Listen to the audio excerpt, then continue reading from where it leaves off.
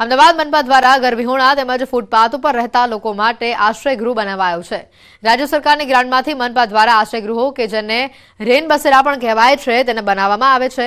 અમદાવાદ મહાનગરપાલિકા દ્વારા દીનદયાલ અંત્યોદય યોજના રાષ્ટ્રીય શહેરી આજીવિકા મિશન અંતર્ગત શહેરમાં 32 થી વધુ આશ્રય સ્થાન તૈયાર કરાયા છે। ત્યારે આશ્રય સ્થાનોની સ્થિતિ જોવા ન્યૂઝ 18 ગુજરાતી અમદાવાદ શહેરના આશ્રય સ્થાનની મુલાકાત પર પહોંચી અને જેમાં ઘણા ચોંકાવનારા દ્રશ્યો સામે આવ્યા। ક્યાંક રજિસ્ટર મેન્ટેન ન થતું હોય તો ક્યાંક માત્ર આંકડાઓ માટે નામની એન્ટ્રી પડતી હોય। ઘાટલોડિયા વિસ્તારમાં આવેલા આશ્રય સ્થાનમાં રજિસ્ટર મેન્ટેન થતું જ નથી। શહેરમાં આવેલા આશ્રયગૃહ વિના મૂલ્યે ચાલી રહ્યા છે। અમદાવાદ મહાનગરપાલિકા દર વર્ષે 5 કરોડની માતબર રકમનો ખર્ચ કરે છે, પરંતુ અહીંયા જાણે લોલમ લોલ ચાલતી હોય તેવા પ્રકારના દ્રશ્યો સામે આવ્યા છે। પાલિકાની અંદર જે લોકો ફૂટપાથ પર રહેતા હોય છે, જ્યારે આ કડકડતી ઠંડી પડતી હોય તેના દ્વારા અમદાવાદ મહાનગરપાલિકા દ્વારા આશ્રય ગૃહો જેને રેન બસેરા તરીકે ઓળખવામાં આવે છે, આદરણીય દેશના વડાપ્રધાન નરેન્દ્રભાઈ મોદી સાહેબ છેવાડાના માનવીની સતત ચિંતા કરતા હોય છે। આ લોકોને ઠંડીની અંદર હેરાન ના થાય, વરસાદની અંદર હેરાન ના થાય એટલે મહાનગરપાલિકા દ્વારા રાજ્ય સરકારની ગ્રાન્ટમાંથી આશ્રય ગૃહો બનાવવામાં આવે છે। આશ્રય ગૃહની અંદર તમામ વ્યવસ્થા એજન્સીને સોંપેલી હોય છે। એનું ચોક્કસ મોનિટરિંગ કરવામાં આવશે કે એની ચાદરો બદલાય છે કે નહીં, સ્વચ્છતા હોય, સફાઈ હોય, તદુપરાંત ભોજન, તો આ બધી જ તપાસ બરાબર એની કરવામાં આવશે। અમદાવાદમાં જે રીતે કડકડતી ઠંડી પડી રહી છે તેને લઈને મહાનગરપાલિકા પણ એક મહત્વનું આયોજન કરે છે કે જે બહારથી લોકો મજૂરી અર્થે અહીં આવતા હોય છે તેના માટે રેન બસેરાની અંદર તેઓને આશ્રય થાય અને સાથે તે લોકો શાંતિથી સૂઈ શકે તેને વ્યવસ્થા આપવામાં આવે છે। જ્યારે ન્યૂઝ પહોંચી છે અહીં ઘાટલોડિયા વિસ્તારમાં અને સ્પેક્ટ્રમ ફાઉન્ડેશનનું આપ જોઈ શકો દ્રશ્ય હું બતાવી રહ્યો છું આપને કે આખું આ રેન બસેરા છે જે મહાનગરપાલિકાએ બનાવ્યું છે। અલગ અલગ સુવિધાઓ છે પણ સુવિધાના નામે ક્યાંક મીંડું છે જોવા મળી રહ્યું છે। જોડાશે રાજુભાઈના આપનું નામ શું? રાજુભાઈ જ ને આપનું નામ?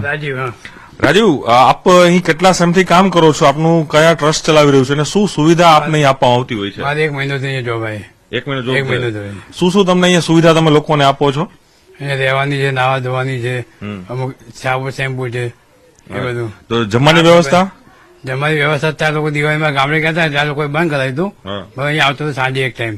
જમવાનું ત્યાં નથી આવતું કોઈને? ના, ત્યાં નહીં આવતું, કારણ કે અમુક આ લોકો અમે જાતે બનાવી એટલે અમે મંગાવતા હોય, નાખી દેવું પડે છે, એવું થાય છે। જમવાનું સારું નથી આવતું? ના, સારું આવે છે પણ 50% નાખી દેવું પડે છે, એવું થાય છે। આ લોકો જાતે બનાવે, અહીંયા 30 જણ આ લોકો મોકલે પણ કાંઈ 20 જણ 15 જણ નાખી દેવું પડે છે। અને આ બધું હું જોઉં છું કે કોર્પોરેશન તો એમ કે છે અમે બેડ સરસ આપીએ છીએ, બધું ઓઢવા માટે આપીએ છીએ, ઓશિકા આપીએ છીએ, બધી વ્યવસ્થા આપીએ છીએ, તો બીજું બધું કોણ? ક્યાં બીજું બધી વસ્તુઓ ક્યાં આમાં બધી?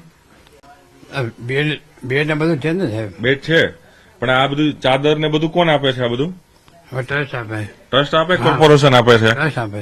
જો આ આજની જોઈ લઈએ ને એન્ટ્રી કેટલી પડી છે ગઈકાલની। આ છે 17 તારીખ, બરાબર છે?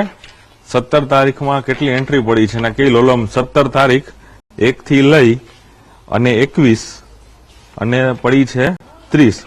હવે સમજવા જેવી વસ્તુ છે કે બધાના નામ એક સાથે જ લખી લેવામાં આવે છે। જો આ નામ આ 17 તારીખ ખરેખર એક દિવસ જ બધા એવા હતા કે આ લખ્યું છે કોને? આમાં કોઈ નથી મોબાઈલ નંબર કોઈને લખે નથી, આધાર કાર્ડ નંબર લખેલા, કઈ નથી લખેલું આની અંદર?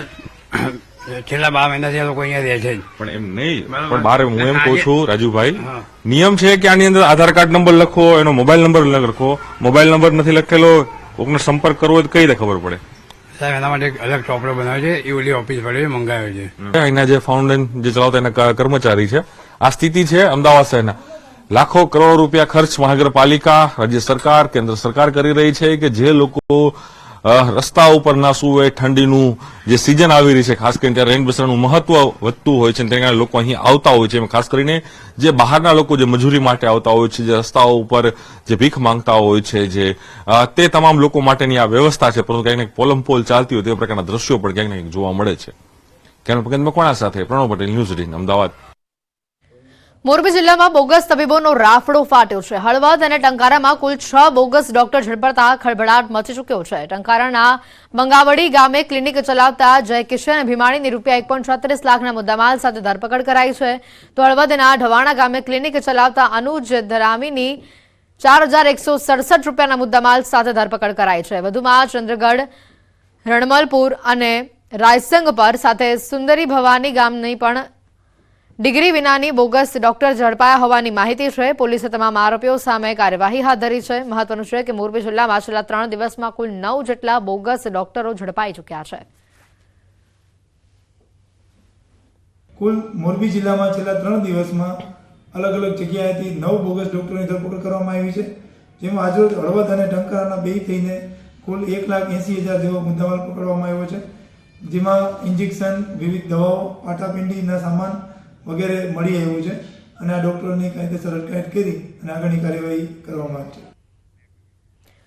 પોરબંદરની સરકારી ભાવસીજી હોસ્પિટલમાંથી બોગસ ટેકનિશિયન ઝડપાયો છે. 2.5 મહિના સુધી હોસ્પિટલમાં કામ કર્યા બાદ તેને નકલી ડિગ્રીનો ભાંડો ફૂટ્યો છે.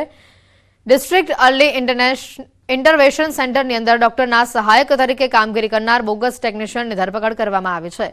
ડેન્ટલ ટેકનિશિયનની પોસ્ટ માટે દેવકંદર્પ વૈદ્ય નામના વ્યક્તિને 11 મહિના પહેલા કરાર ઉપર નોકરી પર રાખવામાં આવ્યો હતો. જોકે આરટીઆઈ એક્ટિવિસ્ટે શંકાના આધારે આ વ્યક્તિની માહિતીને તપાસ હાથ ધરી અને જેમાં તપાસ દરમિયાન દેવ વૈદ્યે ખોટા ડોક્યુમેન્ટ રજૂ કરી નોકરી મેળવી હોવાનું સામે આવ્યું. રાજસ્થાનની જે કોલેજનું ડિગ્રી સર્ટિફિકેટ રજૂ કર્યું હતું ત્યાં આવો કોઈ જ કોર્સ ચાલતો ન હોવાનું સામે આવ્યું. ફરિયાદ નોંધાતા પોલીસ આરોપીની ધરપકડ કરી છે. હાલ આરોપીને રિમાન્ડ ઉપર મોકલવામાં આવ્યો છે અને ઉચ્ચ અધિકારીએ તપાસ કરાવી તો ડોક્યુમેન્ટો ખોટા સાબિત થતાં અમારા ઉચ્ચ અધિકારીએ મને લેખિતમાં આદેશ કરતા મેં આજ રોજ કમલાબાગ પોલીસ સ્ટેશનમાં દેવકંદર્પ વૈદ્ય સામે કે ખોટા ડોક્યુમેન્ટ રજૂ કરી અને સર્વિસ લીધેલી છે તેની ફરિયાદ નોંધાવેલી છે. તો આજે નામદાર કોર્ટમાં રિમાન્ડ મેળવી અને આગળની તપાસની કાર્યવાહી ચાલુ છે. આ કેસની અંદર હજી કોઈ પણ તપાસમાં સંડોવાયેલા હશે અને તપાસમાં બહાર ખુલશે તો એને પણ આગળ એના વિરુદ્ધની કાર્યવાહી થશે. ભાવનગરમાં 10.50 કરોડના ખર્ચે રાઇફલ